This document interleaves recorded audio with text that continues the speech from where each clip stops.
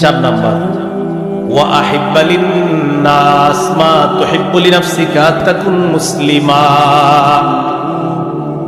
মানুষের জন্য তুমি তা পছন্দ করো যেটা নিজের জন্য পছন্দ করো, খাঁটি মুসলমান হয়ে যাবা। নিজের জন্য যা পছন্দ করো, মানুষের জন্য তা পছন্দ করো, খাঁটি মুসলমান হলো। একটু মন দিয়ে বুঝেন, আপনি রাস্তা দিয়ে হাঁটতেছেন, এই রাস্তাটা দিয়ে হঠাৎ একটা কলার সিল্কা দেখলেন, আর কলার সিল্কা এমন বিপজ্জনক, এটাতে গাড়িও অ্যাক্সিডেন্ট হয়ে যায়। মানুষ তো অ্যাক্সিডেন্ট হয়, গাড়িও অ্যাক্সিডেন্ট হয় কলার সিল্কায়। তো আপনি ওই কলার সিল্কায় পা লাগার পর আপনি পড়ে গেলেন।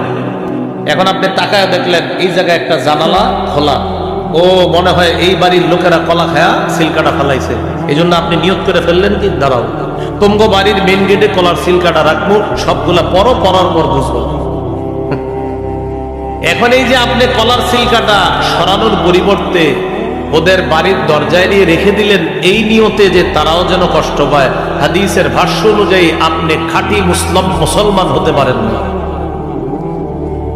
আপনার পায়ের মধ্যে ইটের একটা টুকরা লাগলো, হঠাৎ তাকায় দেখেন বাঁশের ছাদ থেকে ইটের টুকরা পড়ছে। আপনি চিন্তা করলেন মনে হয় এই বাসা থেকেই পড়ছে, যেহেতু এটার ছাদ দিতেছে। এখন এবার আপনি নিয়ত করলেন ঘরের দরজায় ইটের টুকরা কয়েকটা রাখবো।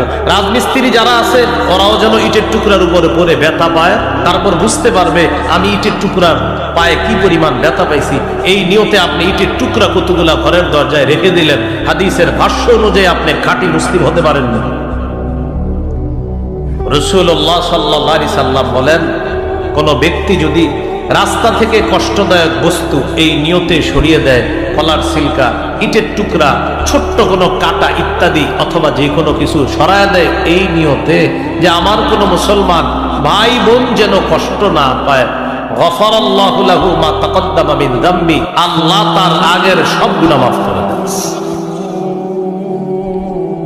তাহলে মুমিন হওয়া শিখলাম, মুসলিম হওয়া শিখলাম। মুমিন হওয়া প্রতিবেশীর সাথে উত্তম আচরণ করা, মুসলিম হওয়া আমার কোন ভাইয়ের জন্য কষ্ট কামনা না করা, বরং আমার প্রতিটা ভাইয়ের জন্য আমি ভালো কিছু কামনা করা, খাঁটি মুসলমান হওয়া।